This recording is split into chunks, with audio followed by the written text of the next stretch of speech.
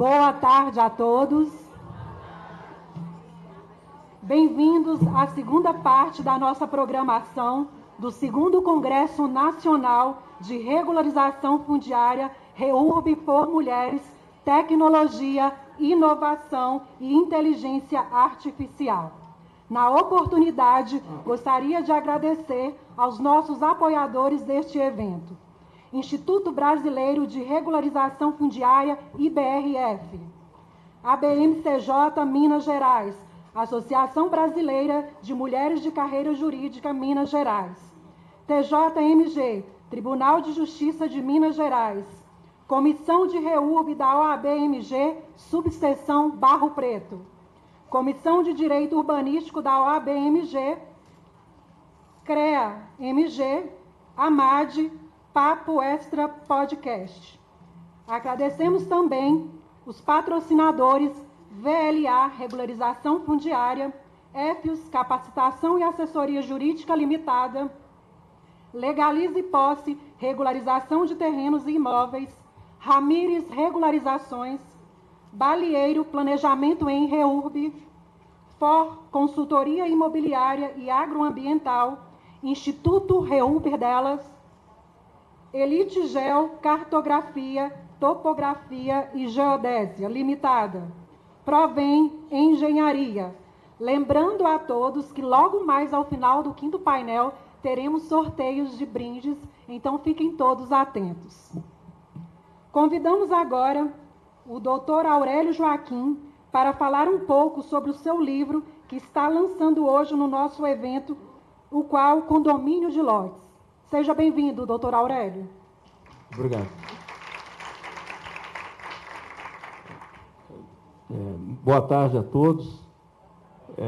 Eu quero agradecer por essa oportunidade, por esse convite. E antes de falar propriamente da obra, eu quero parabenizar os organizadores desse evento e desse movimento REURB por Mulheres. Eu sempre falo que foi uma iniciativa genial organizar esse trabalho, né, esse movimento, porque a REURB, apesar de nós termos uma legislação que veio facilitar o ordenamento territorial, urbanístico das cidades, há uma resistência muito grande à sua aplicação. O problema não é só a dificuldade de compreensão, não é só essa dificuldade. Há propriamente uma grande resistência cultural, porque na sociedade brasileira havia uma parcela dos empreendedores que acostumaram a seguir um modelo de parcelamento do solo irregular como modelo de negócios. E também as prefeituras também passaram, como em algumas cidades, em alguns municípios do Brasil, houve uma expansão desse modelo, a necessidade da regularização, a dificuldade da sua implementação é também uma questão cultural, não é só uma questão de coerção. De modo que esse trabalho que vocês fazem, que vocês lideram, é fundamental no sentido de uma construção cultural, de compreensão. Eu me lembro que, sob a égide da legislação anterior, aqui em Minas Gerais, na região metropolitana, nós ficamos 6 anos, a lei anterior de REURB já era expressa que a competência de fazer a REURB era do município. Então, Núbia, você é procuradora lá de Esmeraldas, nós ficamos 6 anos discutindo competência aqui na região metropolitana como obstáculo para fazer REURB, se a lei era clara que a competência era do município. Então, você vê a dificuldade. Eu até brincava em reunião lá na coordenadoria do MP, falava assim, gente, vamos lembrar do Chicanísio, escola do professor Raimundo, vamos ler a lei em voz alta? A lei já está falando aqui, vamos ler em voz alta. Então, essa breve... E o tema de condomínio de lotes, que é o tema da minha obra, esse aqui é a minha tese de doutorado, que eu defendi na PUC de São Paulo, no grupo de pesquisa dos direitos coletivos, coordenado pelo professor Nelson Nery. Esse tema, condomínio de lotes, é um tema que eu faço reflexão já há 20 anos. Eu sou oficial do registro de imóveis da comarca de Esmeraldas, e antes fui oficial da comarca de Curvelo, e fui tabelião no Mato Grosso, oficial de imóveis no Mato Grosso, e já exerci outras carreiras jurídicas. Então, é um tema, quando eu fiz o primeiro estudo sobre, acho que em 2005, eu escrevi sobre esse tema, sobre a perspectiva do personalismo jurídico. Tem um jurista aqui de Minas Gerais, foi professor da Federal, Edgar Mata Machado, ele escreveu uma tese de doutorado sobre personalismo jurídico. E sobre a partir do marco teórico dele, escrevi sobre esse tema, falando sobre foi uma pós-graduação que eu fiz à época, em 2005, por volta de 2005, sobre a perspectiva do personalismo jurídico.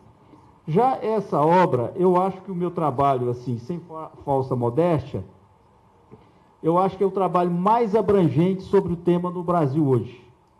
Um trabalho que exigiu um esforço muito grande.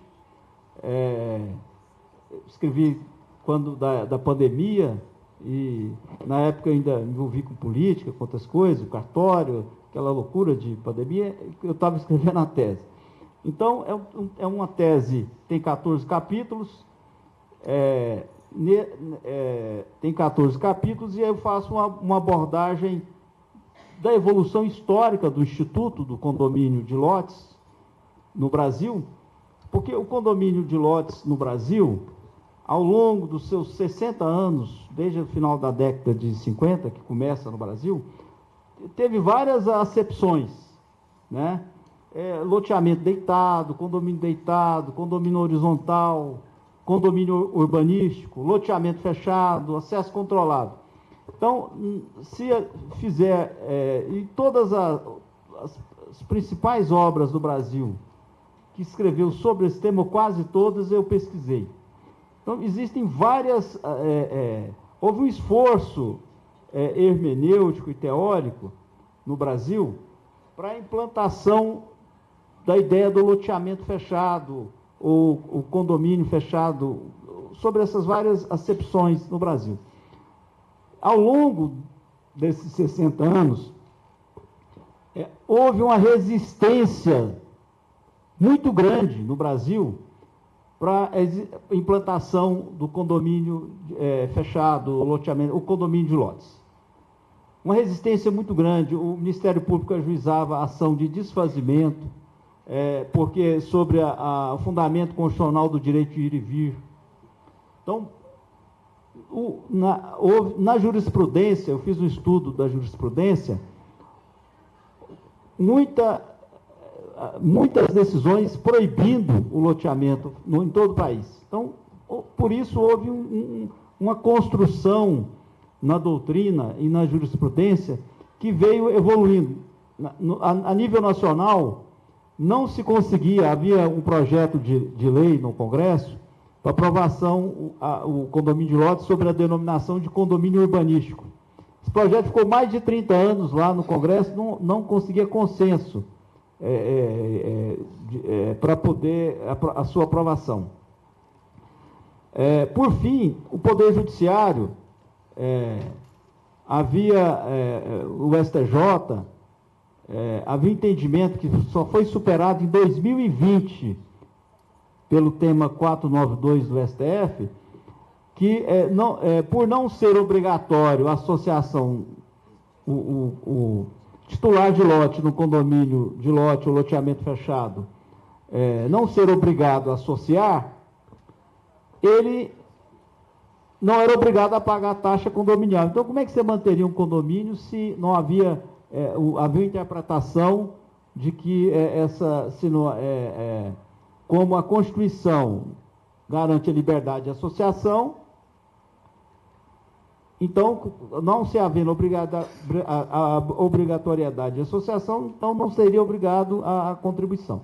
Então, isso foi superado em 2020, agora, ou seja, tem 5 anos, pelo tema 4.2 do STF, que passou a entender por se tratar de obrigação propter rem, ainda que não haja obrigatoriedade de associação, há o dever de contribuição para o custeio, né? E a figura do condomínio de lotes no Brasil veio a ter uma virada jurisprudencial com o tema 492, e também, do ponto de vista legislativo, a lei da REURB inseriu no Código Civil, no artigo 1358-A, a figura do condomínio de lotes, e na lei do parcelamento do solo também, na 6766. Ocorre que, na minha tese, eu passo, a partir desse longo estudo sobre o tema, a defender que a designação condomínio de lotes é um gênero. É um gênero e com duas espécies ou modalidades, que é a quadra fechada, cuja previsão restritiva está no artigo 1358-A do Código Civil, e propriamente o loteamento fechado ou acesso controlado, que está previsto no artigo 2º, parágrafo 7º e 8º da Lei 6766, e o artigo 36A da Lei 6766. Na tese, eu faço algumas críticas, no sentido de que, com a reforma do Código Civil, aperfeiçoar o Instituto no Código Civil. Porque,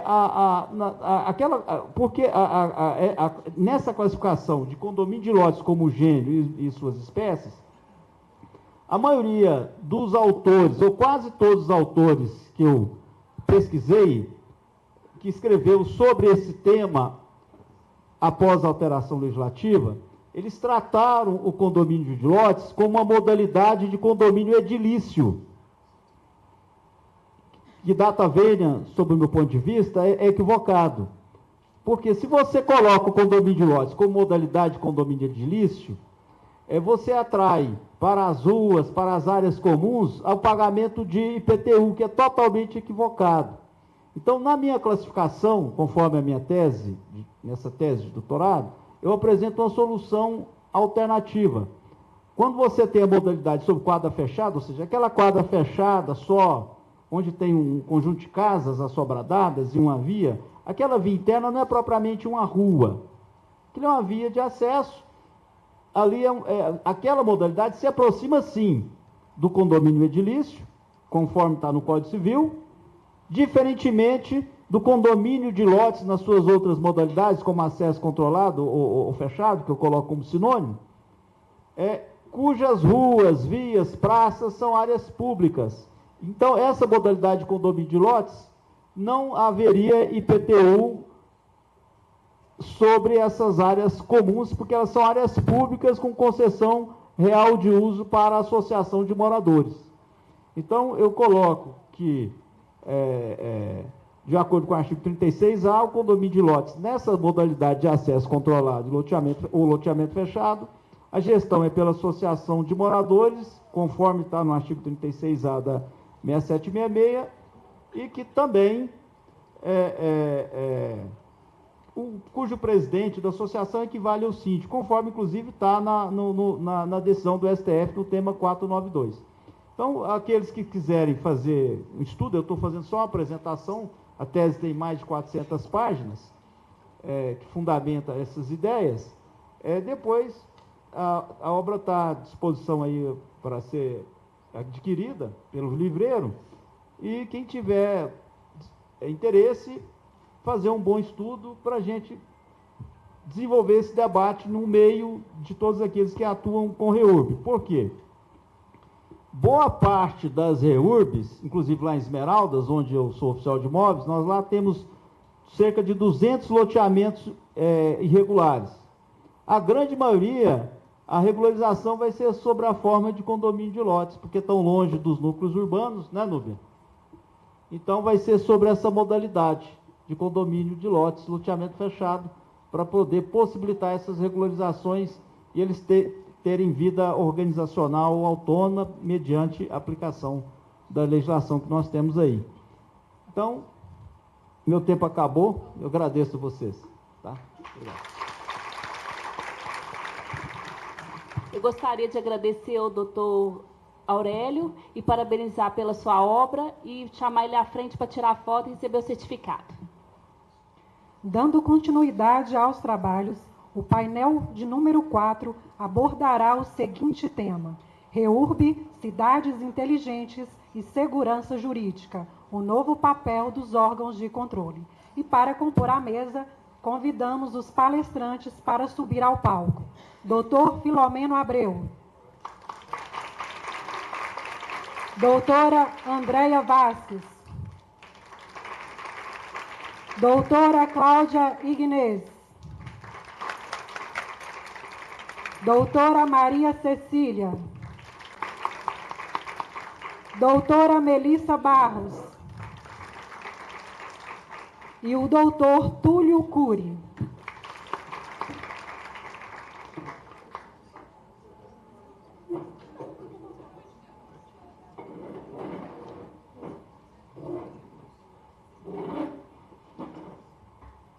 Só fazendo uma pequena correção, doutora Melissa Barcelos. Boa tarde a todos. Dando continuidade ao nosso trabalho, já vamos chamar o doutor Filomeno Abreu para a sua palestra. Seja bem-vindo, doutor Filomeno.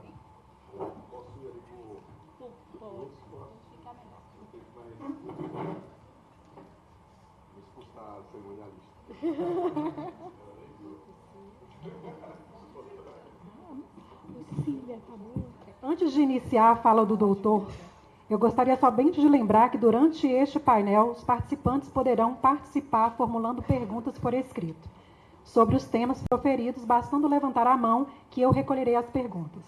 Passamos agora a palavra para o doutor.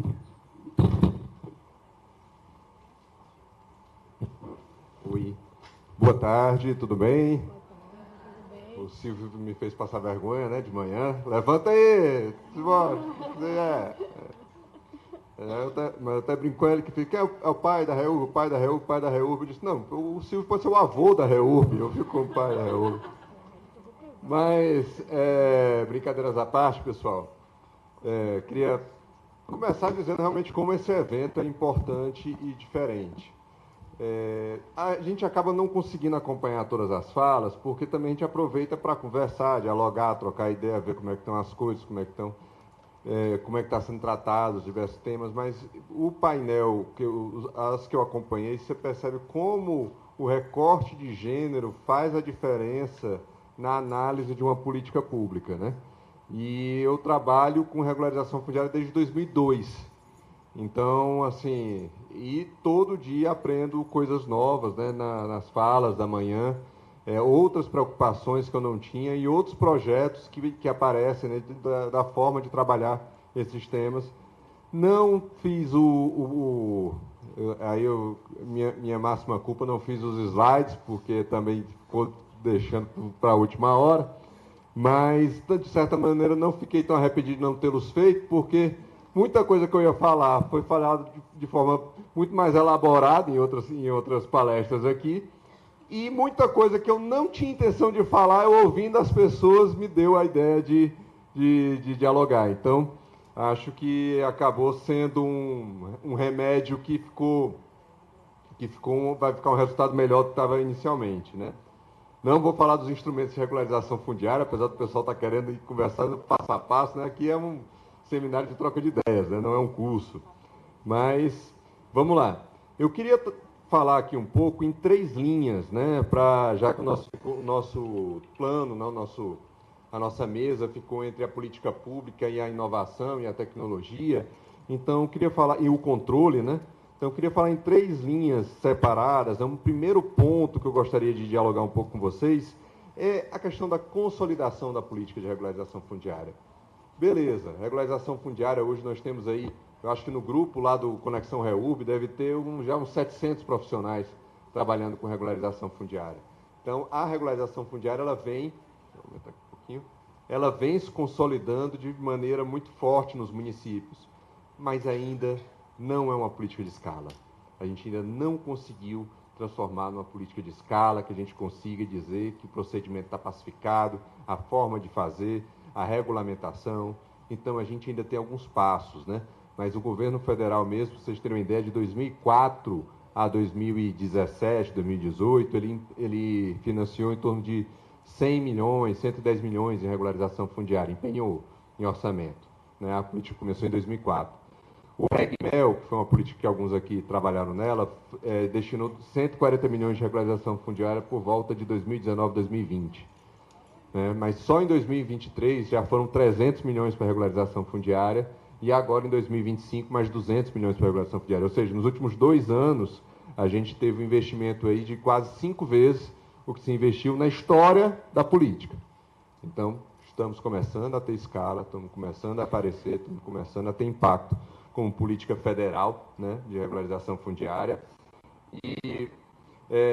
Mas ainda tem alguns desafios, né? A questão da regulamentação da regularização fundiária nos municípios. A gente ainda tem vários instrumentos que é necessário regulamentar. E quando eu falo regulamentar a regularização fundiária, pessoal, não é tirar o tópico 13465 e colocar a lei municipal número 114.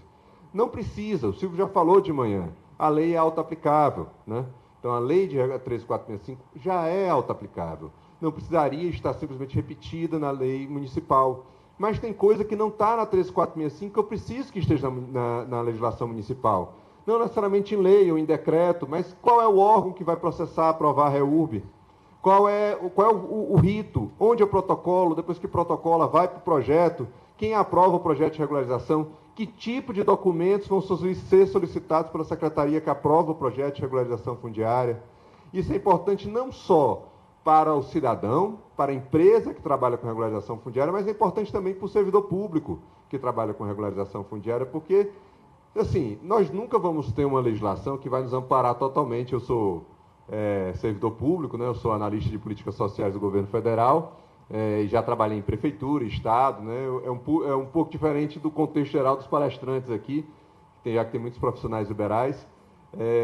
Mas assim, a gente nunca vai estar totalmente resguardado quando se fala em regularização fundiária, porque sempre você vai ter um caso diferente de regularização fundiária para analisar. Principalmente quando a gente vai no cadastro socioeconômico, cada situação de cada família, né? Cada família é um case diferente. Né? Por isso que eu até falo sempre que o cadastrador não necessariamente é aquela pessoa que vai analisar o cadastro. O cadastrador é o profissional que recolhe a documentação. Pode não ser um assistente social, mas quem vai analisar o cadastro depois é outro tipo de profissional, outro perfil de profissional que vai fazer essa avaliação. Então, a gente precisa avançar um pouco e nós estamos num novo paradigma, né?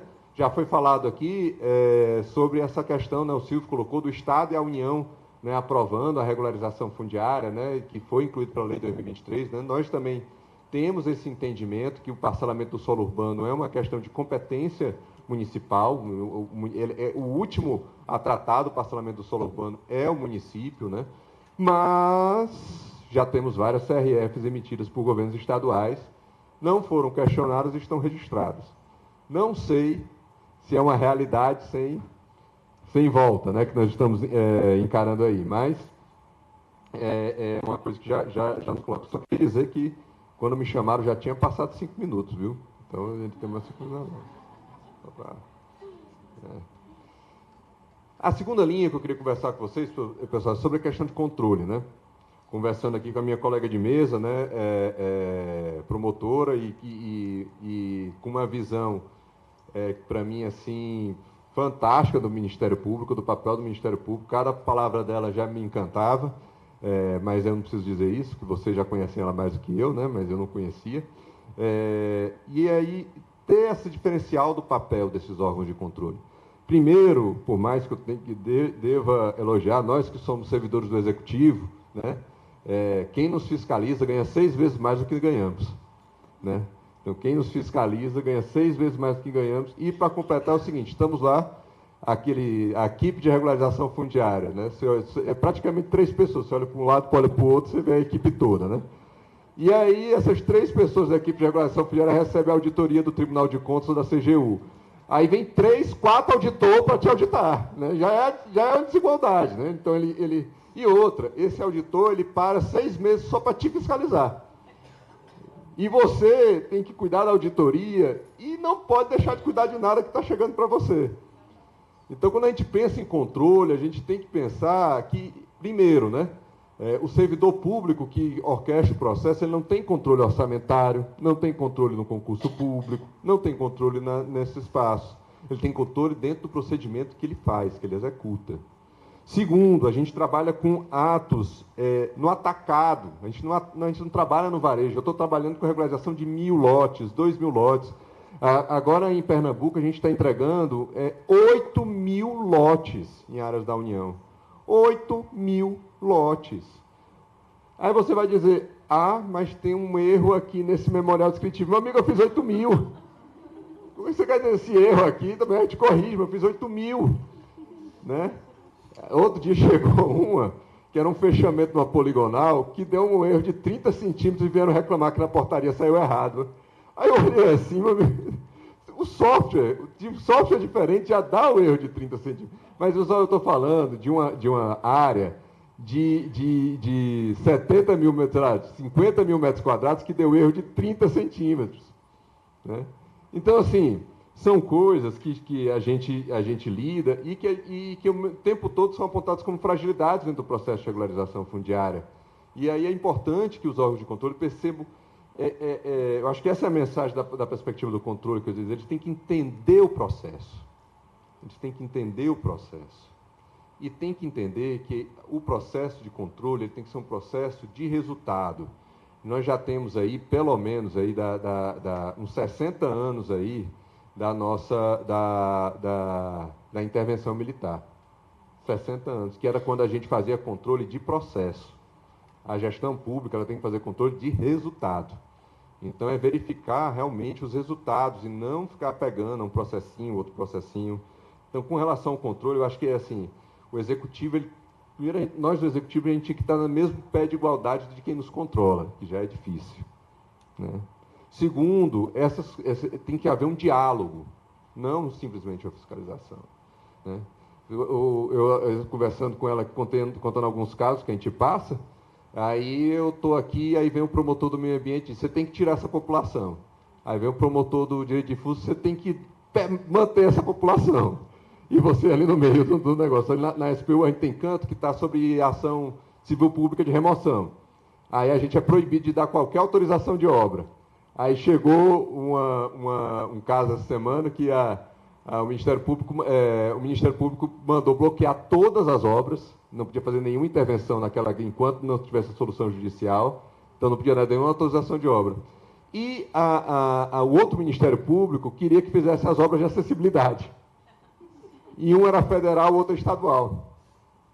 E a gente está no meio desse negócio. Né? Então, além dessa... Teve outro caso que a Defensoria Pública da União me requisitou, eu era servidor da SPU Ceará, requisitou uma vistoria num imóvel. Aí a gente foi fazer a vistoria, que era um conflito possessório entre duas pessoas. 5 minutos. Então, vou parar de contar a causa, mas vou terminar esse. Né? E aí, o Ministério Público, o caos já puxei, porque eu já estou absorvendo a maneira de falar mineira, né? Quando disser que o trem está andando aqui. Então, você tem... A Defensoria Pública requisitou a vistoria. A mesma pessoa procurou a Defensoria Pública da União e a Defensoria Pública do Estado. E ela não sabia que a Defensoria Pública da União tinha pedido a vistoria, aí foi reclamar à Defensoria Pública do Estado por que tinham ido na casa dela. E a Defensoria Pública do Estado mandou abrir um inquérito, mandou para a delegacia para abrir um inquérito, para saber quem tinha visitado a casa que tinha sido por requisição da Defensoria Pública da União. Então, essa questão do controle, sem o diálogo, sem os espaços para dialogar, acabam levando até realmente um gasto, né, da máquina pública e conflitos. Né? E, por fim, só para terminar essa questão do controle, né, mas eu percebi, eu acho que vai estar muito na fala da minha colega de mesa, né, que, às vezes, o controle ele fica muito centrado no poder público executivo e, às vezes, a gente vê, por exemplo, eu fico me perguntando, rapaz, Como é que esses loteadores de regulação tão ninja? Porque ele faz um contrato, uma escritura pública, bota uma placa, bota telefone, bota tudo, e eu não vejo uma ação criminal contra esse cara. Mas a ação civil pública contra a prefeitura eu sempre encontro. Então, assim, também é importante que a responsabilização do privado. Eu sei que o poder público tem que fiscalizar, mas a gente tem uma capacidade que não é desculpa, mas explica, limitada de fazer essa atuação, né? A minha equipe de regularização fundiária, a equipe tem 6 pessoas. Eu sou coordenador de regulação fundiária de áreas da União. Mas é 6 pessoas para o Brasil todo. Né? Para o Brasil todo. Então, assim... E está muito melhor, porque no Ministério das Cidades eu era a equipe de regularização fundiária do Ministério das Cidades. E para encerrar alguns desafios aqui, eu ia falar mais nesse terceiro, mas eu acho que eu me senti muito contemplado por outras falas de outros palestrantes, né? Mas uma coisa que eu queria ver, eu tenho um sonho, né, de ver o cadastro unificado. Mas quando eu falo do cadastro unificado, é assim, nós já temos o dado, a gente já tem, o aluno da escola, ele já está cadastrado, o paciente do posto de saúde, ele já está cadastrado, né? O beneficiário do Bolsa Família já está cadastrado. Agora ele não tem local, ele não está espacializado, ele não está identificado. Então, o cadastro já está feito, ele não está unificado. E para a gente conseguir unificar esse cadastro é que é o pulo do gato da inovação da política pública de regularização fundiária, de todas as políticas públicas. Porque a partir do momento que eu sei que aquela criança mora na rua tal, eu sei quantas crianças em educação infantil tem, e eu sei onde eu vou precisar da creche, onde eu não vou. Enquanto eu souber só que eu tenho na cidade 1000 crianças, eu não consigo planejar direito. Eu tenho que saber onde está morando essa criança. Tá? Então, esse salto para a unificação cadastral, eu acho que é muito importante para nós. E, para concluir, eu acho que traçar são 2 minutos, 2 linhas que eu acho que nós todos temos que perseguir. A primeira é a preocupação com a ação direta de inconstitucionalidade que está tramitando no Supremo Tribunal Federal, né? O voto do ministro Dino, né? Eu peço venha para discordar, apesar de eu não ter nenhuma estatura para discordar do ministro, mas ele até, a história, fundamentou bem, mas amarrou no final errado, né? Então, até uma coisa que eu estou dialogando com as pessoas não é discutir a fundamentação da decisão, que a fundamentação estava bem encaminhada, é discutir a modulação da decisão, né? Não era para dizer que a legitimação fundiária é inconstitucional, era para dizer que, para ser condicional, ela tinha que ser interpretada e aplicada da seguinte forma, né? É uma questão de aplicação constitucional do instrumento.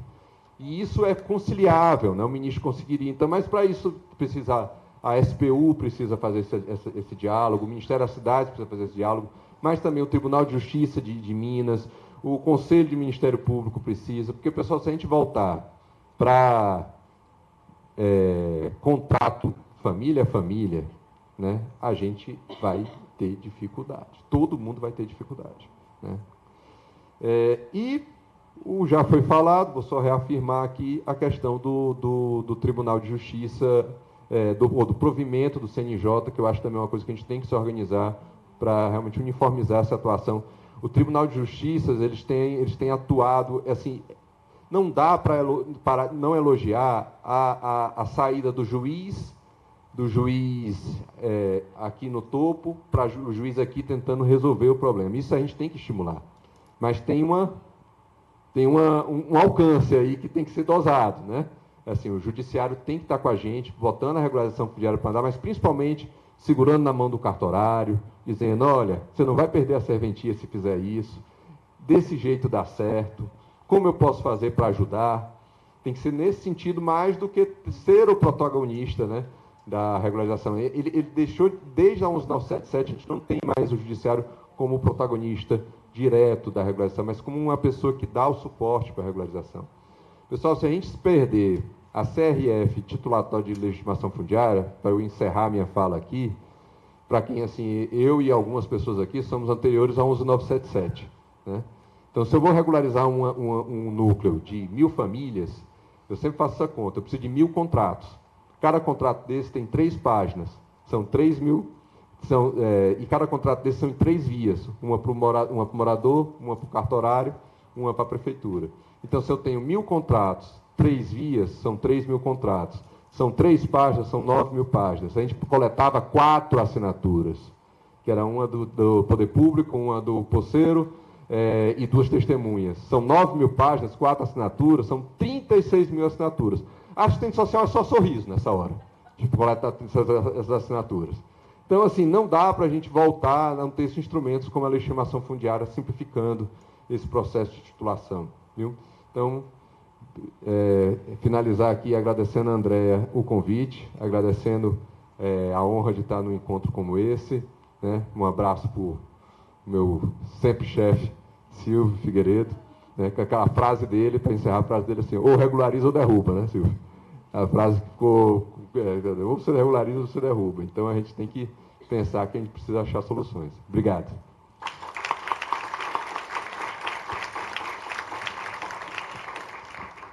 Doutor Filomeno, nós que temos que te agradecer, você está aqui, é uma honra para a gente, ter um palestrante de grande peso, e parabéns pela sua palestra. Agora eu gostaria de chamar a doutora Cláudia Ignis para fazer a sua palestra. Seja bem-vinda, doutora Cláudia. Muito obrigada. Boa tarde a todos e todas. Não ouvi, não. Boa tarde. Boa tarde. Agora, comeram bem? Eu não. Gente, fora brincadeira, peço licença para quebrar um pouco o protocolo.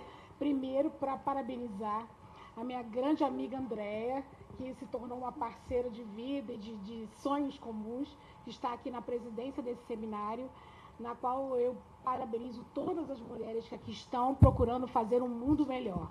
Todas essas mulheres são uma inspiração para a gente levantar da cama, olhar para os nossos meninos e dizer assim, amanhã vai ser diferente.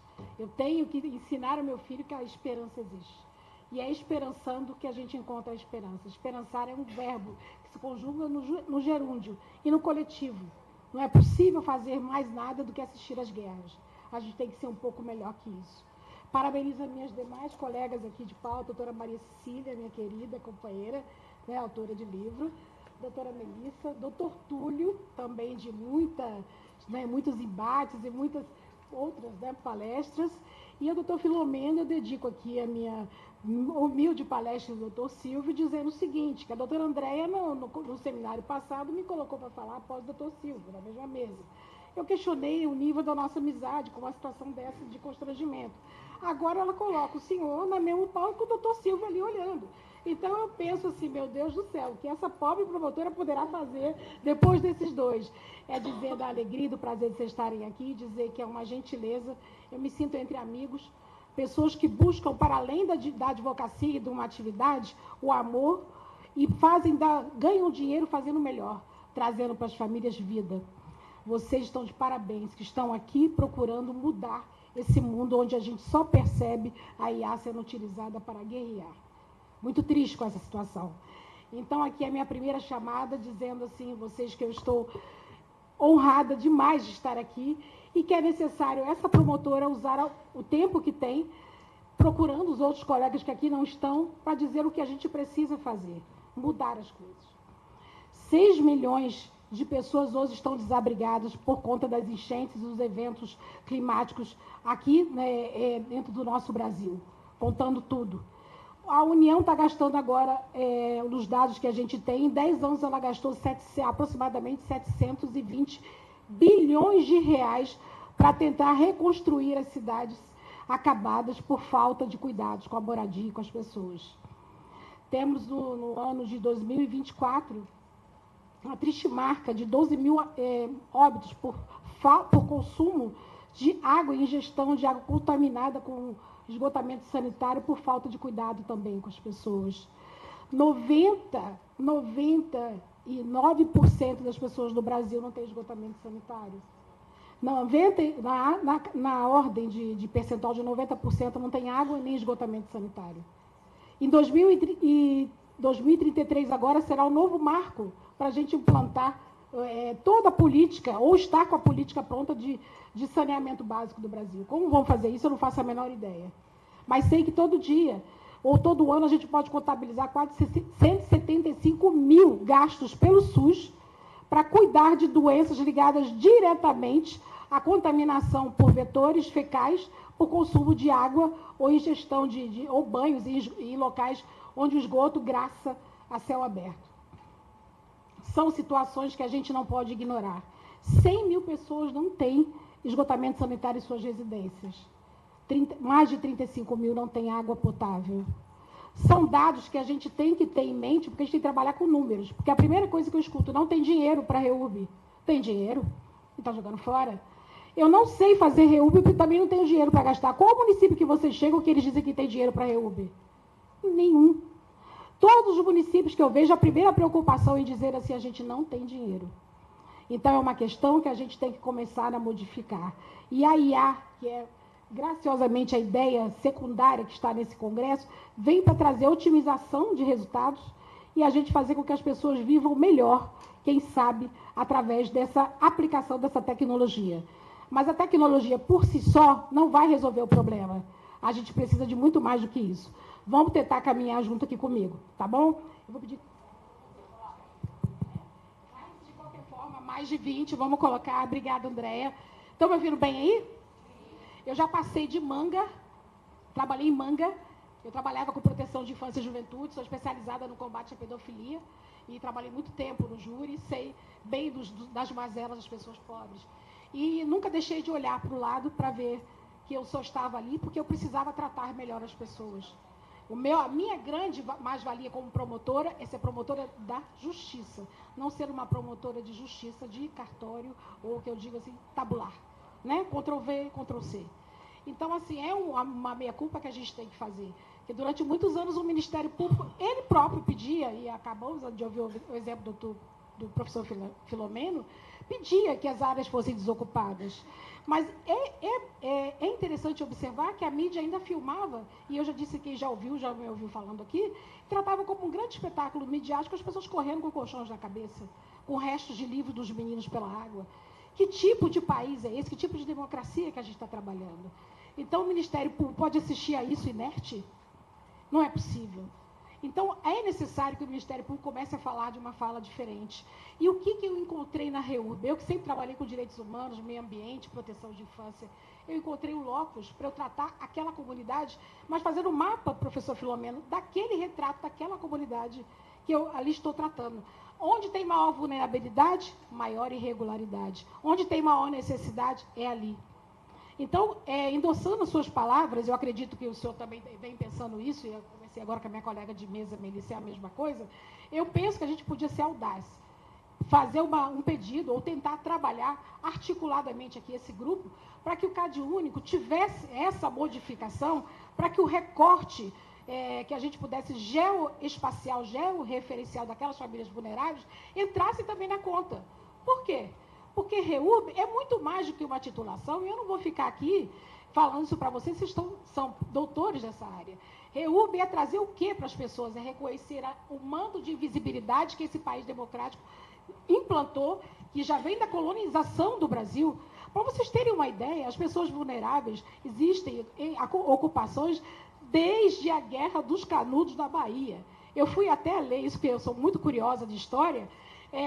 Existe um morro no Rio chamado Morro da Providência, e eu passo sempre por ele. Estou indo para minha casa, eu tenho que atravessar o centro e passo por ele. Até hoje, essas pessoas que foram lutar na Guerra de Canudos, que o governo federal prometeu que quando voltasse teria casa, comida, roupa lavada e uma pensão eterna, estão lá pedindo providências. E o morro ficou conhecido como Morro da Providência. Qual a providência que eles têm? Zero. Até hoje não tem água, não tem esgoto, não tem luz. Então, é como se existem dois Brasis. O Brasil da regularização, pagamos impostos, pagamos taxas, somos brasileiros, e eu estou esquecendo as lâminas, mas já vou chegar lá. E aí, o outro Brasil invisível, que não tem água, não tem esgoto, que não tem nada.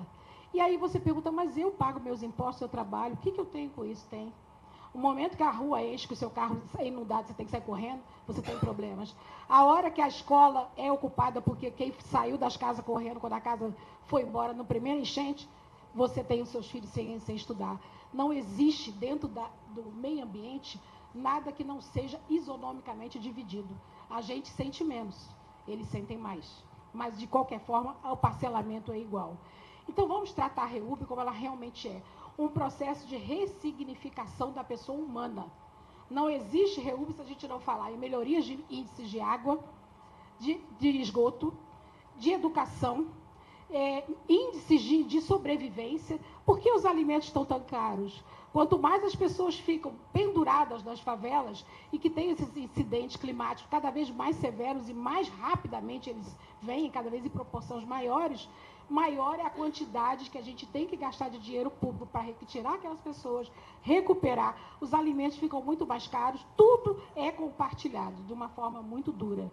Então, eu venho trazer da REURB esse recorte humanitário, esse recorte de promotoria de justiça, que não se pode falar na invisibilidade que hoje nós graçamos e tratamos como se fosse uma coisa normal, e se isso ainda pudesse perpetuar no Estado Democrático de Direito. É um ano eleitoral. Eu sou promotora eleitoral, inclusive. Então, é um ano de prestar muita atenção em quem vai cuidar da cidade por completo, porque senão a gente vai ficar sempre sofrendo os efeitos, tanto das chuvas intensas, da seca extrema.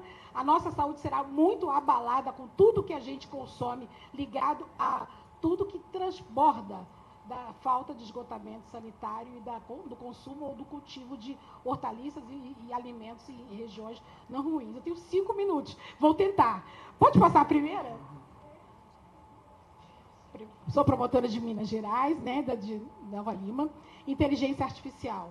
Bom, o que eu quis dizer, que o que eu penso sobre REURB e IA, é que nós temos que otimizar custos, e isso aí todo mundo sabe, otimizar tempo, e temos que trazer para esse procedimento que demora tanto, meses, anos, uma dificuldade, uma quantidade. Eu trabalho ainda na maior REURB da América Latina, que é a REURB de Água Limpa. Algumas pessoas que conhecem.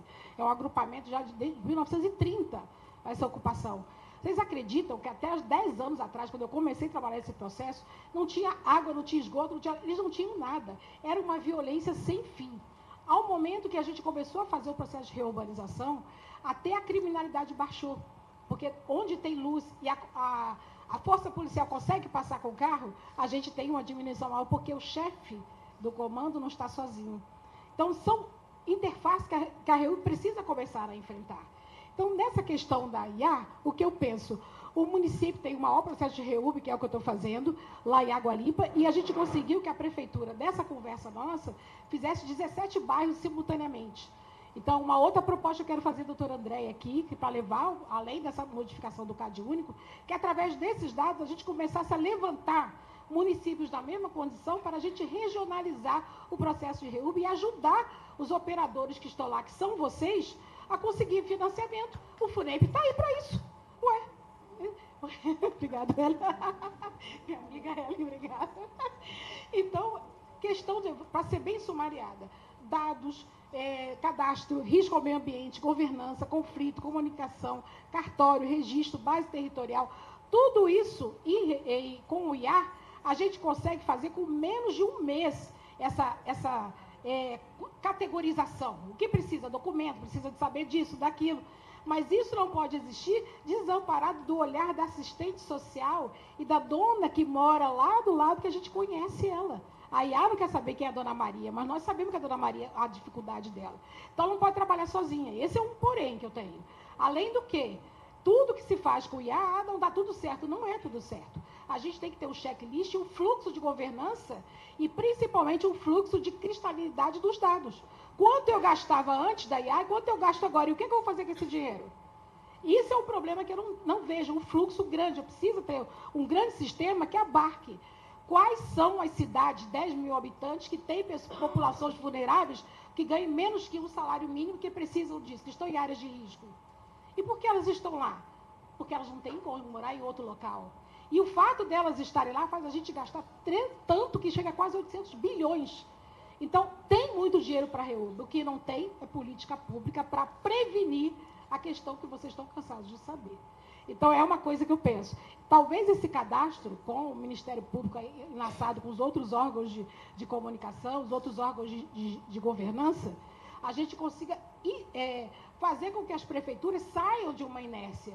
E a maioria dos prefeitos que eu conheço bastante, eles têm medo medo, eles não entendem, eles têm pavor do Ministério Público chegar à porta deles. Então, acho que essas conversas, esses acordos, essa fala que a gente faz aqui, tira os prefeitos dessa zona de medo.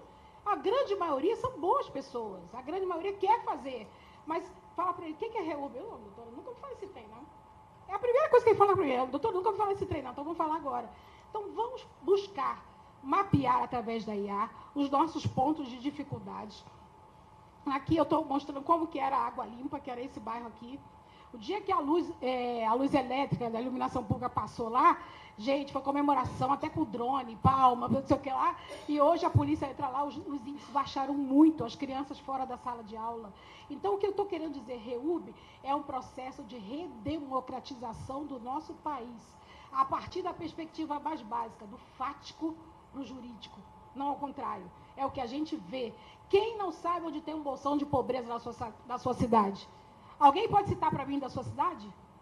Pode falar? Eu vou começar. Nova Lima, eu tenho o bairro que fala Os Perdidos. E vocês? Isso. Obrigada. Quem mais? Qual bairro? Conhece? Qual bairro carente? Solar do Barreiro. Isso. Serra. Isso. Monte. Deixa eu ver aqui. Cadê a Andressa Rélica? Santa Luzia. Andressa, qual? O seu bairro? Mais? Alto Branco. Jessie. Muitos, né? Bom, eu posso dizer que em Nova Lima eu tenho muitos. Então eu preciso começar a entender o fluxo desses valores. O que é que realmente a gente tem para gastar e aonde tem. Porque pedir valores, ordens de valores federais para vir para a cidade, para tirar depois as pessoas da lama, para enterrar mortos, isso qualquer um faz. Eu quero ver impedir que isso aconteça. E ver em Juiz de Fora aquilo acontecer, porque a gente não cuidou, me revolta. A palavra é essa, me revolta. E aqui seria uma perspectiva do levantamento, sempre menor tempo do cadastro e de todos os projetos, todo o processo da REUB com IA e sem IA. A maioria que eu observei, o tempo de cadastro, o tempo de levantamento planimétrico, o tempo do processo de REUB não chega a um mês com a IA. Sem a IA, não. Então, a gente precisa da IA. Mas precisa saber o que vai fazer com ela. Porque não é só ela pegar e mapear e jogar, e os 3 técnicos que estão lá na prefeitura receber aquele calhamaço. Não sei nem por onde começar, doutor. Gente, eu trabalhei em prefeituras de 10 mil habitantes. Os caras não sabem nada. Estou recebendo uma placa de fim aqui, gente. Olha, eu vou tentar só passar mais um pouquinho, por favor. Bom, aqui tem serviços de IA, fonte de dados, tudo isso que vocês podem pegar. Depois eu disponibilizo a minha apresentação. Pode mais um pouco. Dados técnicos, cadastro ruim, né? E eu queria só colocar uma coisa. A IA ajuda a checar dados, mas não substitui a qualificação e a humanização daquelas pessoas da cidade que vão fazer o suporte para as donas aqui, né? E corrige muito também quem não precisa e está recebendo benefício. É uma coisa importante da gente falar. Quantas pessoas recebem benefício que não tem realmente nenhum controle do que recebem e a gente gasta dinheiro por mais um pouco. Então, eu ouso dizer, nós temos dinheiro para fazer REUB e ajudar todo mundo que está aqui? Muito. Então, vai me desculpar. Temos. O que a gente não tem é o hábito de ter diagnóstico, planejamento, um fluxo cristalino que as pessoas possam acessar. Eu, da minha casa, posso acessar. Bom, meu município aqui está recebendo quanto para IA, está pagando quanto. Isso falta. Então, isso é um exercício de cidadania que a gente vai ter que aprender a fazer. Vou passar mais um pouco. Esses aqui são os dados que eu coloquei, que eu fui pegando. Pode voltar um pouquinho aqui. A IA com automação, 3 a 9 meses, sem a IA, a gente leva 8 a 18 meses, mais ou menos, numa cidade de 20 mil habitantes, para fazer um fluxo correto do processo de... Pode voltar de REUB? Com a IA, a gente faz de 8 a 18 meses. O custo chega a mais ou menos, a gente consegue colocar aí uma economia de chega a 30%, 40%. Já vi dados até de 70%. Não sei se é tanto. O custo por benefício da REUB tradicional e com a IA. Pode passar mais um pouquinho? Aqui são valores também, são tabelas, vocês podem mais olhar depois com mais calma. Mas o que eu queria mesmo passar para todo mundo na minha mensagem, eu sempre que eu estou aqui, eu tenho essa oportunidade, a Andréa já está aqui nervosa com o tempo, é que não é possível que o Ministério Público não reaja a essa ausência de cidadania que a gente vê latente no nosso dia a dia. E que a gente assista os nossos co-cidadãos morrerem assim, como se fosse ainda dizer que é um desastre ambiental. Não, é muito mais do que um desastre. É um desrespeito, é uma ilegalidade alta monta. Então, assim, o meu recado é esse, não é de desesperança, eu acredito, eu sempre acreditei, por isso que eu estou aqui, e sempre vou acreditar. E tenho certeza que desse local que está aqui, essas pessoas com esses olhinhos brilhantes, tem gente abessa pensando o que é que vai fazer. Então, vamos dar um braço, criar os nossos cadastros melhor colocados nesse banco de dados. Eu ajudo a elaborar, né? Eu trabalhei muito na criação lá do Disque 100, a gente não sabia nem o que era Disque 100, vou te contar, era um desespero, entender como que a gente fazia aquilo funcionar, hoje eu nem acredito. Então, acho que é bem possível fazê-lo e gostaria de convidar a todos para fazer esse trabalho com a gente e, quem sabe, a gente produzir desse seminário uma proposta factível, o nosso para casa, que a gente possa melhorar os nossos marcos e trabalhar territorialmente e regionalmente as nossas dificuldades, levantando para que a gente possa fazer com que os municípios sejam, quem sabe, separados por faixas, Andréia. 10 mil habitantes, com tantas pessoas no bairro A ou B. A gente fazer essa qualificação do novo mapa, um mapa talvez de vulnerabilidade social real. Isso que eu gostaria de falar. Agradecer a vocês imensamente. Disponibilizo a minha palestra, peço desculpas pela correria, pela vontade de falar tantas coisas e dizer para vocês que o SUS gastou em 2024 R$174 mil só em internações desnecessárias, exatamente por ingestão de água ou consumo de alimentos que foram contaminados por fontes não tratadas de serviços públicos que as pessoas têm direito. Então, se tem população invisível, é sinal que a gente precisa trabalhar muito nesse Brasil para equalizar e que a gente também não tenha medo de não conseguir chegar às nossas casas por conta de tudo que anda acontecendo por aí. Gente, Deus abençoe vocês. Muito obrigada, é um prazer.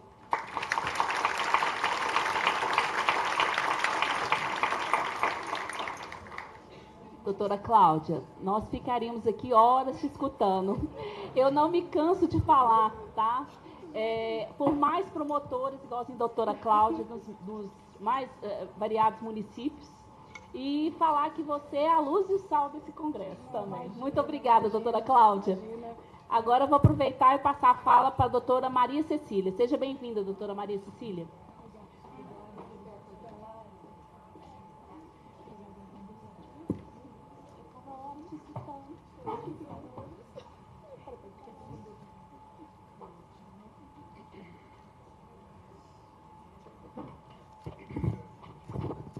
Boa tarde a todos.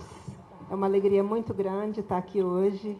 Queria cumprimentar de forma especial os meus colegas de mesa, na pessoa da doutora Andréa Vasques, que também organizou esse evento.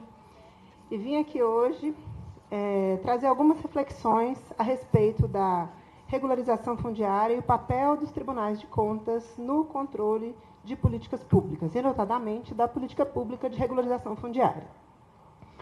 E a pergunta que eu me proponho a responder hoje é a seguinte: como garantir que essas políticas públicas realmente funcionem e produzam os resultados esperados?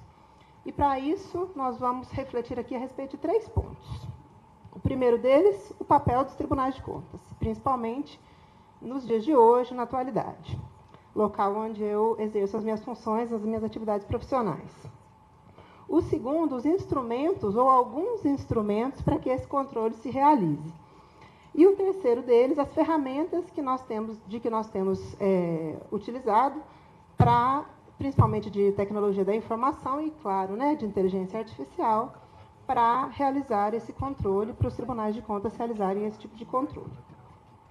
Todos nós sabemos que os tribunais de contas eles são órgãos por excelência de controle externo da administração pública. Mas, nos últimos anos, o controle que vinha sendo feito apenas formal, de legalidade, um controle que a gente chama de conformidade, vem mudando. Então, hoje, o controle de conformidade ele coexiste com o controle de resultado. É uma preocupação dos últimos anos dos órgãos, dos tribunais de contas no país todo, com esse controle de resultado, de mérito e de desempenho das políticas públicas. Isso significa o quê? Que, ao realizar esse controle, os tribunais de contas perguntam, a política pública está, ou tenta responder, né? A política pública está funcionando? Os recursos públicos estão sendo bem utilizados? Os objetivos previstos estão sendo alcançados? Isso significa que o olhar do tribunal passa a ser não quanto àquele ato específico, aquela ação isolada, mas quanto à política pública como um todo. Né? E essa é uma tendência, né, uma mudança que nós temos experimentado ao longo desses últimos anos. E, para isso, há vários instrumentos, né, e é o segundo ponto da minha exposição. De que instrumentos os tribunais de contas se utilizam para realizar esse controle, para realizar essa avaliação? Um deles é a auditoria operacional, auditoria também chamada de auditoria de resultado, auditoria de desempenho, e o outro é a avaliação de política pública. A auditoria operacional, ela se preocupa com a análise da eficiência, da economicidade, da efetividade do gasto público e da política pública. E a avaliação de política pública, ela se preocupa em responder questões relacionadas à utilidade e à relevância daquela política. Esses dois instrumentos, eles estão regulamentados pelas normas brasileiras de auditoria do setor público, as NBASP, a auditoria operacional na NBASP 300 e a avaliação de política pública na NBASP 9020. E o que o Tribunal de Contas, quando realiza uma auditoria operacional ou quando faz uma avaliação de política pública, tenta responder? Quais são os objetivos dessa política pública, como é que ela foi implementada, quais resultados que ela produziu e que impactos que ela gerou.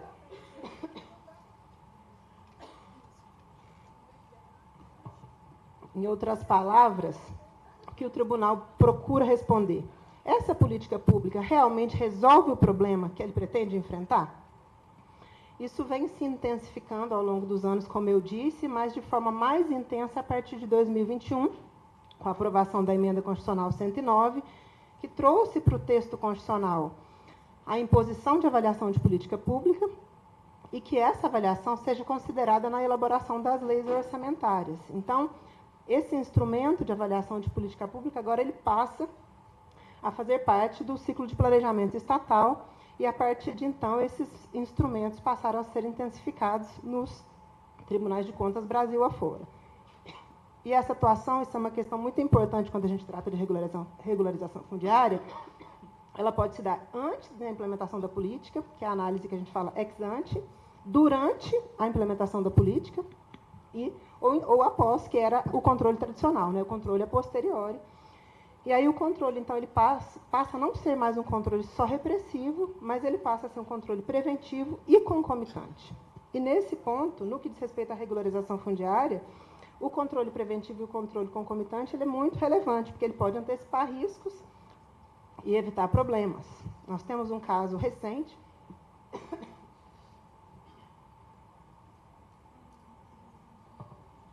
em 2025, o Tribunal de Contas do Estado de Minas Gerais realizou um levantamento, que é um outro instrumento de fiscalização, a respeito das terras devolutas no Estado de Minas Gerais. E o objetivo foi diagnosticar ações de regularização fundiária nessas terras, em todo o Estado, e identificar riscos para futuras fiscalizações.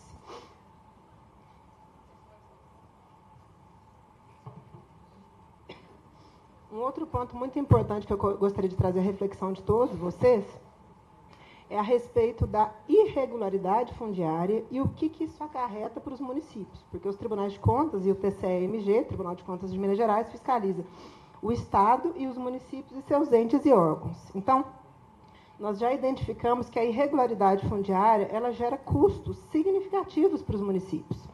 A urbanização desordenada ela provoca aumento de gasto público, pressão sobre infraestrutura, dificuldade de planejamento urbano, ampliação de risco social e ambiental, e, portanto, a irregularidade fundiária não é apenas um problema jurídico e social.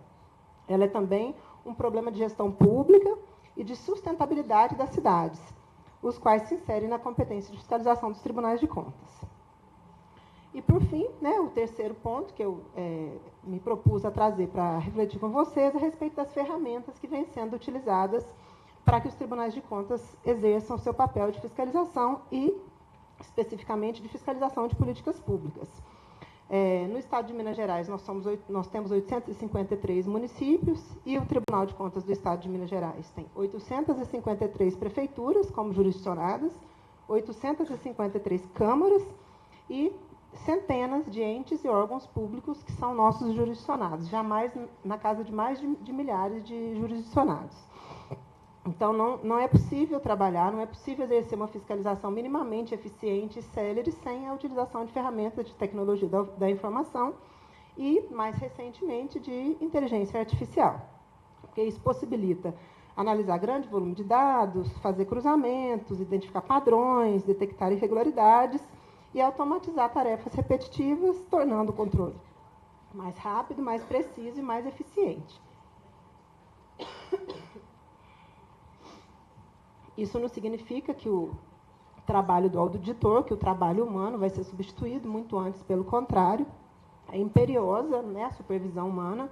As ferramentas que nós utilizamos atualmente, tanto no Tribunal de Contas do Estado de Minas Gerais, quanto no Tribunal de Contas da União, todas elas demandam a responsabilidade do ser humano, do auditor, do procurador, do julgador, e ela serve como um assistente, não como substituto do olhar humano, do olhar que vai definir as métricas e conferir, acompanhar ao longo, né, da fiscalização e, ao final do trabalho, fazer essa conferência. Aqui no TCMG, a gente tem uma unidade de inteligência que se chama Suricato. Foi desenvolvido recentemente o ChatUI, que é uma ferramenta também, um assistente de inteligência artificial para uso interno nosso. E existe uma ferramenta externa também que nós começamos a utilizar recentemente.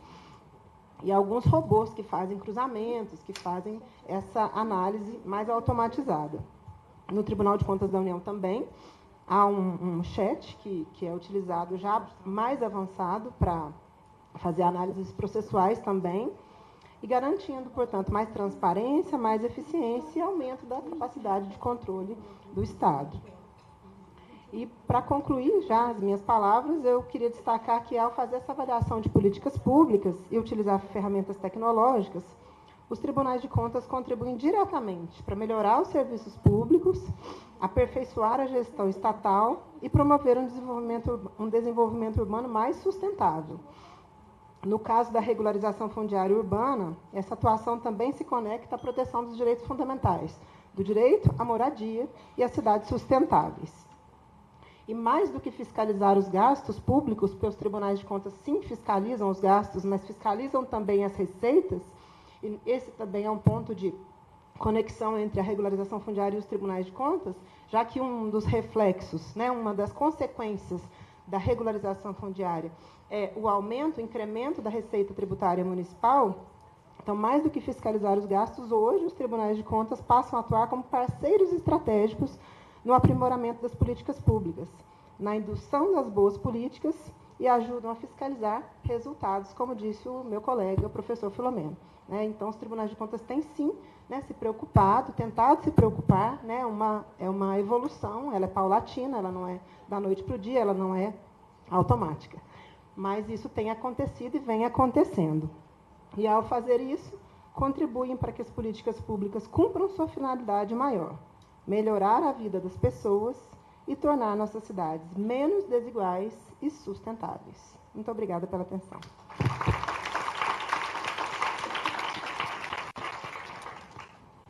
Doutora Maria Cecília, gostaria muito de agradecer você, de trazer essa visão do Tribunal de Contas do Estado e, principalmente, essa parceria para os gestores públicos. E gostaria de repetir uma fala sua, se me permite. Você falou uma coisa bem interessante, que a irregularidade fundiária é um problema de gestão pública. Então, assim, é uma coisa que tem que se pensar muito. A gente não pode aceitar essa irregularidade. A gente tem que correr para resolver essa situação. Muito obrigada, doutora Maria Cecília. E o nome do chat é ChatUI. É bem mineiro, gente. É Uai, como é que é? Uai. Chatuai. É bem mineiro, gente. Para quem não é de Minas, é bem engraçado. Agora eu passo a vez para a doutora Melissa Barcelos. Seja muito bem-vinda, doutora Melissa.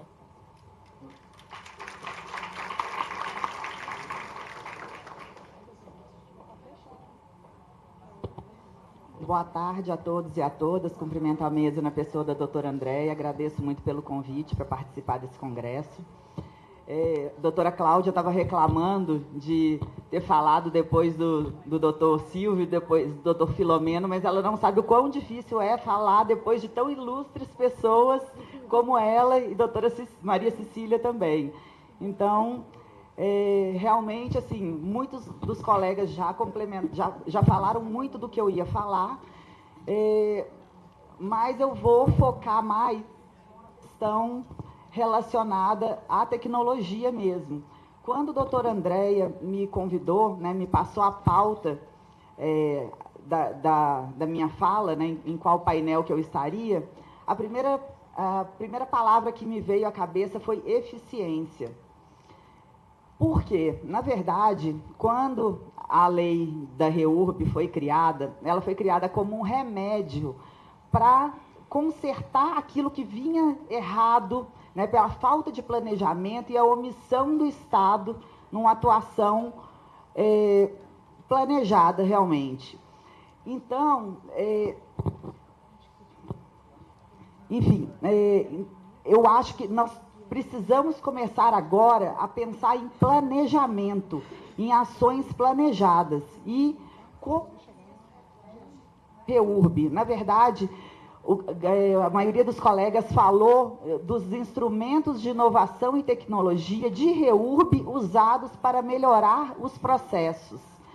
Realmente, nós precisamos de ter processos para melhorar a eficiência. Sem processo, a gente não consegue melhorar nada, porque não tem organização, né? Então, esse também é um dos motivos que a regulamentação pelos municípios da lei de REURB, mesmo ela sendo auto-aplicável, né, a lei federal sendo auto-aplicável, a regularização pelos municípios sana esse problema de procedimento. Por quê? Para você usar uma tecnologia como a inteligência artificial, você precisa ter um procedimento operacional padrão, para você criar modelos padrões que vão ser replicados, para que a IA consiga replicar e fazer essa análise. Então, se você não tem um POP, né, que é chamado de POP, você não consegue programar uma IA para desempenhar aquele papel.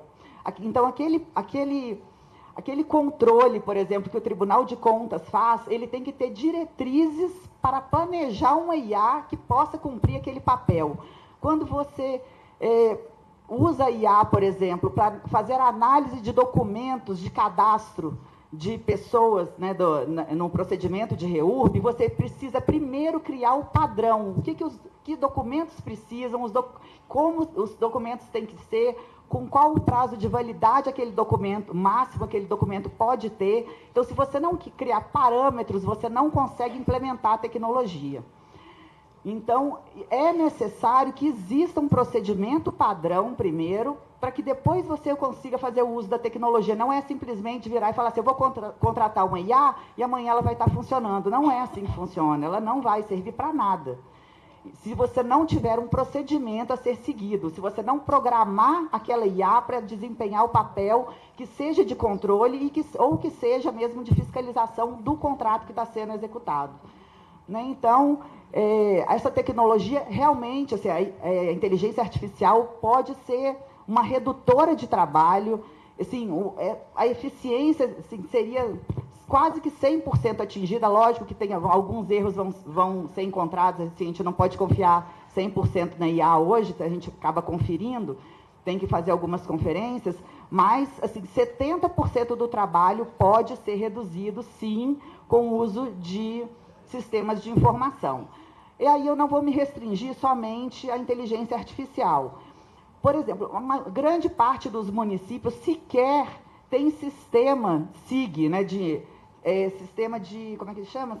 Sistema, isso, de informação geográfica, que você consegue localizar todas as partes do seu município. Então, você não consegue ver o macro do seu município.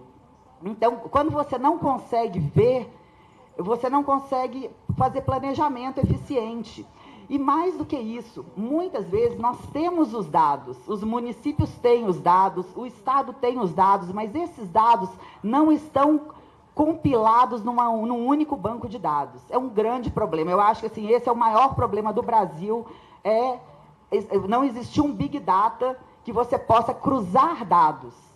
Então, assim, os dados do CAD único estão na assistência, se concentram na assistência social, os dados da educação se concentram nas secretarias de educação, os dados da saúde nas secretarias municipais de saúde ou até no Ministério da Saúde, mas esses dados não se cruzam, porque eles não estão num grande banco de dados que você consegue cruzar informações.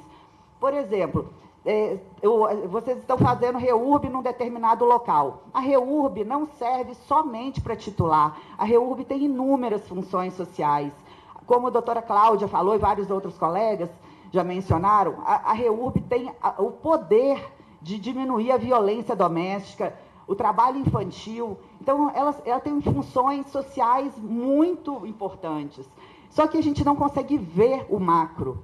É muito difícil, quando você consegue cruzar dados, são muito específicos os dados que se consegue cruzar hoje. Você não consegue pegar bancos de dados e criar camadas de uma só vez, como se faz em alguns sistemas territoriais, você consegue cruzar dados só territoriais.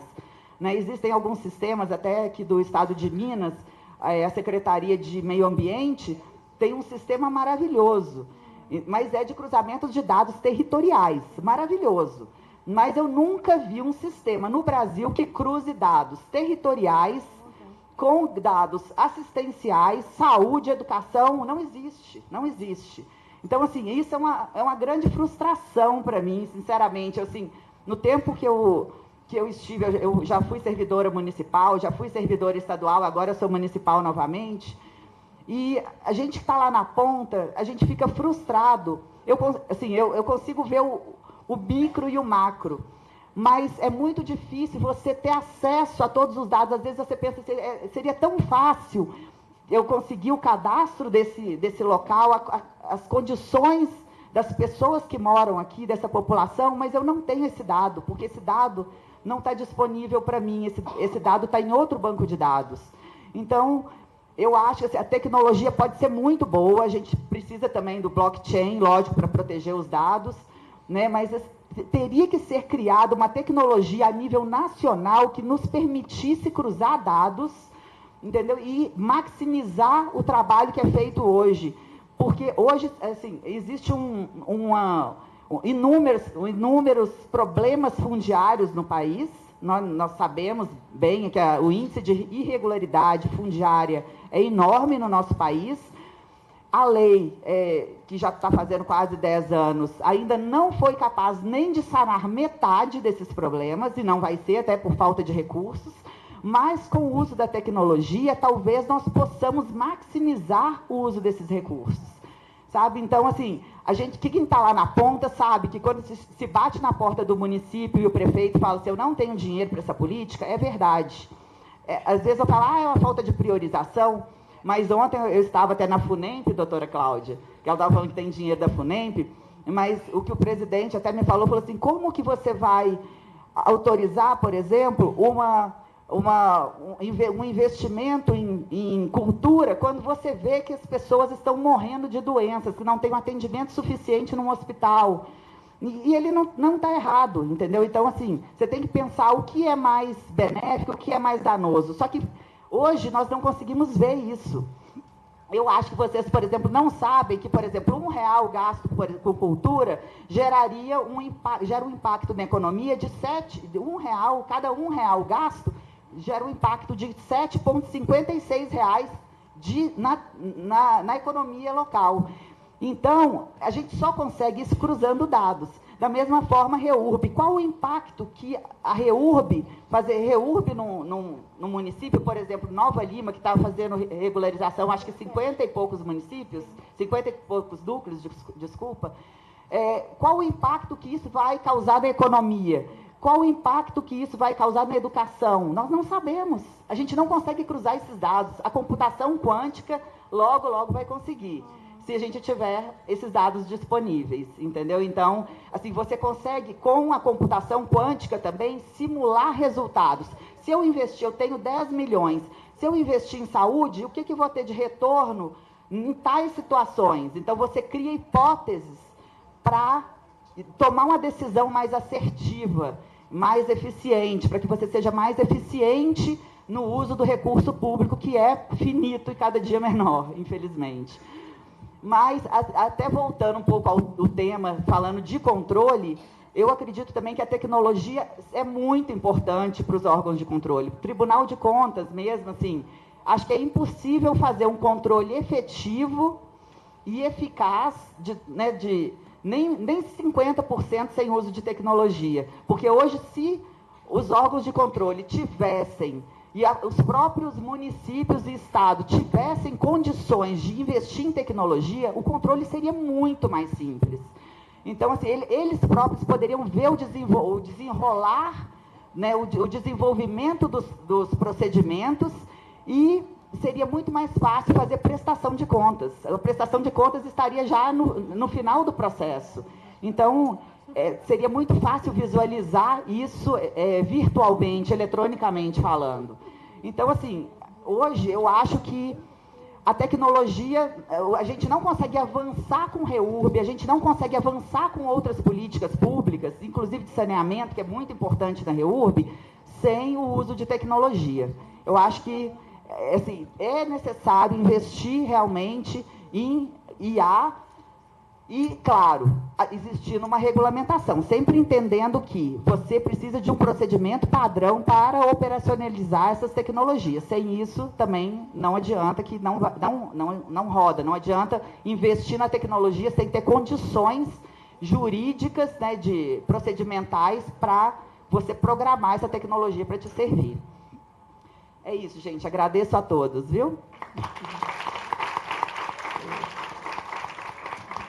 Eu gostaria de agradecer a doutora Melissa pela sua contribuição, que valorizou muito o nosso congresso. Muito obrigada, doutora Melissa. Agora passamos a palavra para o doutor Túlio Cury. Seja bem-vindo, doutor Túlio.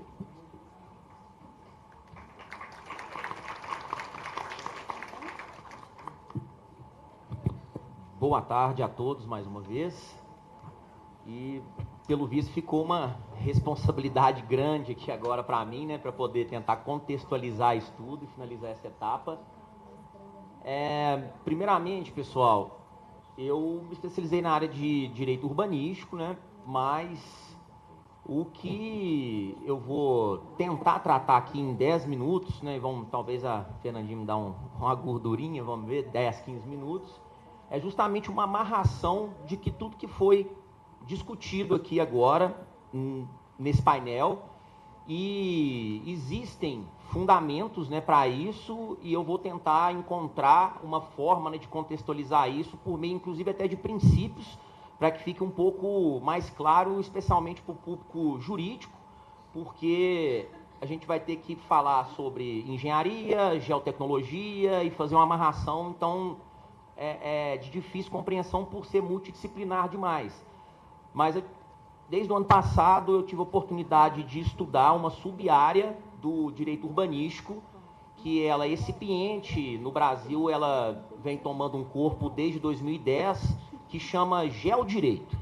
O geodireito, hoje, o principal doutrinador dessa sub-área do direito urbanístico, ele chama Dr. Luiz Ujeda Sanches, e ele escreveu um livro, que é uma doutrina muito densa, mas é bem interessante, que é o Estado, o Direito Administrativo Geográfico. Por quê que esse tema é tão importante? Eu até bati um papo ontem com o professor Silva a respeito disso.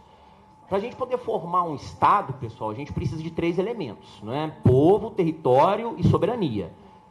O Brasil, desde a formação dele como república, né, especialmente, ele sempre se importou com povo e soberania. O território sempre foi ficado em terceiro plano. E isso se deu diante do processo de formação do território. Nós temos Milton Santos, Hermina Maricato, que consegue traduzir isso de forma literária de maneira muito clara, né, que é o processo de urbanização acelerado do Brasil, que é considerado o processo de urbanização mais acelerado do mundo, né? Então foi uma inversão do famoso êxodo rural que a gente aprende nas escolas, né? O pessoal saiu do campo, começou a morar nas cidades, num prazo de 100 anos, inverteu-se essa pirâmide e a formação do território brasileiro se deu de forma totalmente desordenada, sem planejamento.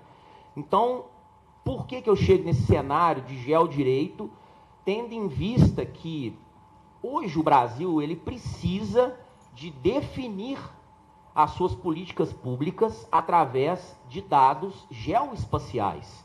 Então, para isso, a gente precisa ter um enfoque no território. E não existe nada mais poderoso do que a REURB diante disso, porque a REURB ela traz uma reordenação do território através da mágica do georreferenciamento. Então, primeiro, né, nós temos, para poder entender o que é base de dados geoespacial. Existe a base de dados secundária, que essa é a base de dados produzida pelo governo de forma oficial, mas ela não tem a precisão da coordenada georreferenciada. E temos a base de dados geoespacial primária. Essa primária é justamente o que o pessoal da engenharia faz, especialmente na REURB, que é ir a campo e coletar os pontos de controle para depois fazer os mapas, os projetos urbanísticos derivados dessas coordenadas georreferenciadas. Então, a maneira como eu trabalho hoje, né, a prestação do meu serviço por meio da minha empresa, é uma empresa voltada para o desenvolvimento de estudos técnicos urbanísticos geoespaciais. Nós desenvolvemos uma metodologia de fazer uma análise preliminar do núcleo, por meio das desconformidades existentes, através de base de dados geoespacial secundária. Então, hoje, né, além do professor Silvio ter sido o pai da lei da REURB, antes da lei da REURB, ele também foi pai do maior programa de base de dados estruturado do Brasil, que é o Geoportal de São Paulo, que é a Cidade Legal. Então, lá é uma compilação desses dados estruturados, que são dados geoespaciais, que incentivou com que a política pública do Estado de São Paulo, que incentivou os municípios a produzirem dados primários. E, a partir daí, você traz isso para dentro de um sistema de informação geográfica. Então, para a gente poder traduzir isso, né, para dentro do direito, e especialmente com a lei da REURB, nós precisamos entender o seguinte, né? Tá lá, o que é o tal do LEPAC, né? Ganhou o apelido bacana, LEPAC. Levantamento Plano Altimétrico Georreferenciado Cadastral. Então, guarda essa palavrinha aí, pessoal, cadastral. Quando a gente vai lá no artigo 28 e 29 do Decreto Regulamentador 9.310, aí nós vamos trazer o que é, tecnicamente, o tal do LEPAC, que ele vai trazer como que se faz esse tipo de levantamento. Um levantamento tridimensional, que a gente tem que coletar, né, o ponto de latitude, longitude e altitude, com erro de precisão centimétrica de até 8 centímetros, né, esférico. Então, é basicamente isso que a gente consegue traduzir, né, dentro da REURB. E também temos a NBR 13133 de 2021, que trata sobre a padronização dos levantamentos topográficos por meio de uma expedição de uma PEC, que é Precisão de Exatidão Cartográfica, que os pontos coletados, os pontos de controle coletados em campo, você passa por uma validação do IBGE e ele emite um relatório de qual que é esse erro posicional esférico que tem. E hoje nós temos equipamentos que conseguem traduzir isso em menos de centímetros, né? Então, hoje nós temos uma regulamentação que consegue tratar esse assunto de forma técnica muito bem fundamentada. Contudo, quando a gente vai tratar disso, né, dentro desse caráter de dados, base de dados estruturantes, geoespaciais e geotecnologias, o que eu vou falar aqui agora, pessoal, eu não estou inventando nada, isso aqui já é uma metodologia mundial, o mundo inteiro trabalha sobre esse tipo de planejamento urbano, que é um sistema de informação geográfica, do qual você vai alimentar essa base de dados. Existe um sistema hoje que ele é gratuito, e é o sistema mais utilizado no mundo, inclusive, que no Brasil, por questões de natureza cultural, em face do território, ele não teve essa capilaridade que deveria ter. Eita só, tá danado, hein? Por conta da cultura, que é o QGIS. Então, como que isso funciona na prática? Agora a gente vai voltar para o LEPAC, Levantamento Aneltimétrico Cadastral Georreferenciado Cadastral. Quando você desenvolve essa estrutura com base num levantamento topográfico georreferenciado, você consegue cadastrar a informação dentro de um polígono, dentro de uma coordenada. Então, quem trabalha com CAD, isso não é possível ser feito. Então, dentro do direito, agora trazendo uma amarração no tempinho que eu tenho aqui, nós temos, né, alguns princípios. O principal princípio hoje que nós temos é o princípio da especialidade, que é o princípio da especialidade registral, que todo mundo conhece, especialidade subjetiva e objetiva. A subjetiva é o cadastro de informações do sujeito, e a objetiva é o cadastro das informações territoriais. Então, através desse princípio, hoje, nós estamos construindo uma base de dados geográfica no Brasil, que ela vai atender outros princípios, que já são princípios de natureza tecnológica, que é o SIG-RI operado pelo operador, que é responsabilidade do Operador Nacional de Registro. E nós temos agora também o provimento 195 do CNJ, do ano passado, do meio do ano, que ele de fato exige que a gente passe a respeitar o princípio da interoperabilidade. É quase um trava-língua mesmo, viu, gente? Princípio da interoperabilidade e o princípio da idempotência. O que é isso?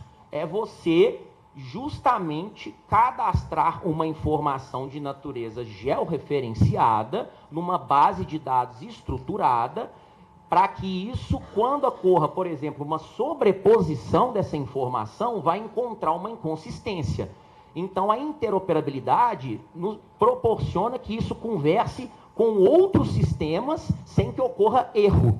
E o princípio da idempotência é exatamente o que o pessoal explicou aqui, que é que você promova um determinado ato repetitivo e esse ato não duplique aquela informação, que fique uma informação que ela seja fidedigna. Então, isso, hoje, a partir do desenvolvimento do mapa ONR, todo mundo tem acesso, consegue identificar que essa base de dados estruturada ela está sendo construída, e é a partir dessa base de dados geográfica unificada no Brasil que nós vamos ser possíveis de ampliar o princípio subjetivo da especialidade, que é começar a cadastrar informações de políticas públicas dentro dessa estrutura e fazer o cruzamento dessas informações por meio de análise de dados geotecnológicos e por meio de inteligências artificiais, que dentro dos estudos que eu tenho feito sobre geodireito é exatamente isso, né? Então, assim, se porventura der tempo de falar mais um pouco, talvez através das perguntas, eu até trouxe um relatório técnico ambiental que eu desenvolvi para o nosso amigo Sakai, que não teve condições de estar aqui presente hoje, sobre a análise de dados geoespacial em cavernas, que isso foge um pouco do normal, né, que a gente trabalha com REURB, e, consequentemente, eu também me coloco à disposição de todos, porque, por mais que seja um tema complexo, a gente sabe que o universo da REURB ele vai muito além do direito, muito além da engenharia e muito além da própria tecnologia, porque a gente está tratando aqui de princípios fundamentais e constitucionais do cidadão que precisam ser garantidos, porque essa é a verdadeira natureza dessa política pública. Obrigado.